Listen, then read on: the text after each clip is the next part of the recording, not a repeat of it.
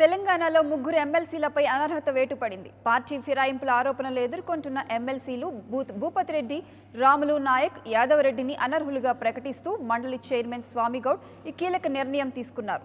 TRS సభ్యులుగా ఎన్నికైన వీరు కాంగ్రెస్లో చేరి పార్టీ ఫిరాయింపుల చట్టాన్ని ఉల్లంఘించారంటూ శాసనసభ మండలి చైర్మన్కు టీఆర్ఎస్ నేతలు ఫిర్యాదు చేశారు. దీంతో ఇరువైపుల వాదనలు విని పార్టీ ఫిరాయించిన వారిపై అనర్హత వేటు వేస్తున్నట్లు ప్రకటించారు.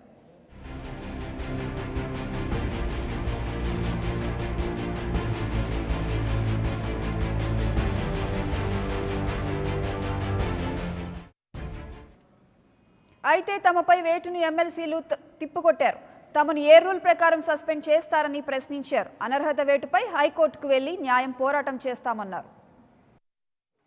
ఇది గొప్ప బహుమానమని అనుకుంటున్నా. ముఖ్యమంత్రి గారికి కృతజ్ఞతలు తెలుపుతున్నా.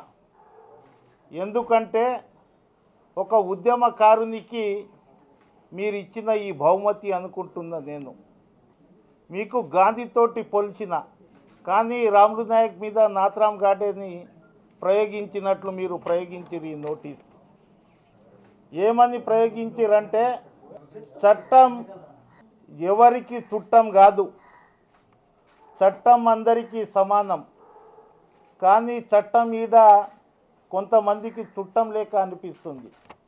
యాంటీ డిఫెక్షన్ లా అని మీరు ఇందులో పొందపరిచినారు. 10th షెడ్యూల్ అని ఇందులో పొందపరచడం జరిగింది.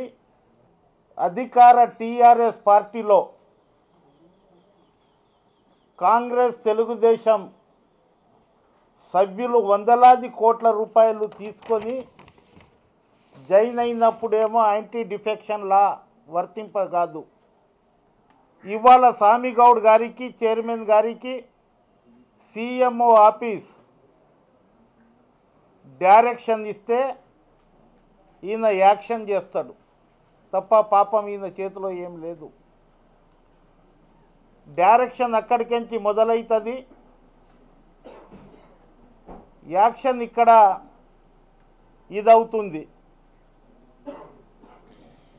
అందుగురించే ఎప్పుడైతే మాకు నోటీస్ ఇచ్చిర్రో, నోటీస్ ఇవ్వకముందే జడ్జిమెంట్ అయిపోయింది. జడ్జిమెంట్ అయిన తర్వాత నోటీస్ ఇవ్వడం జరిగింది. నన్ను డిస్క్వాలిఫై చేయడంతో ఇవాళ నేను సంతోషిస్తున్నా. ఎందుకంటే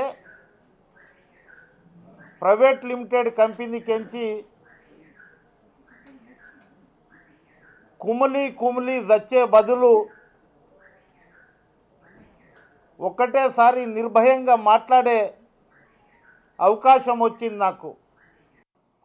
చట్టాన్ని ఎక్కిరించినట్టుగా, చట్టాన్ని తిట్టినట్టుగా, చట్టాన్ని అవహేళన చేసినట్టుగా ఉంది అని చెప్పాను.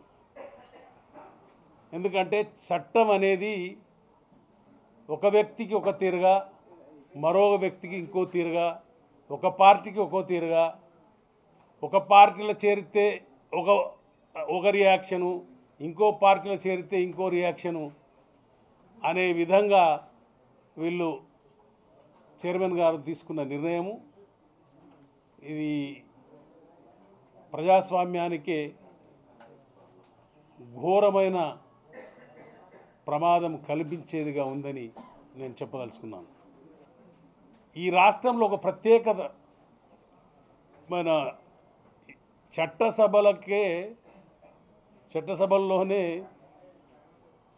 అసలు జనరల్ సొసైటీలో కాకుండా చట్టసభల్లో కూడా ఇటువంటి ఘోరాలు జరుగుతాయని మాత్రం ఈరోజు తెలియవచ్చింది.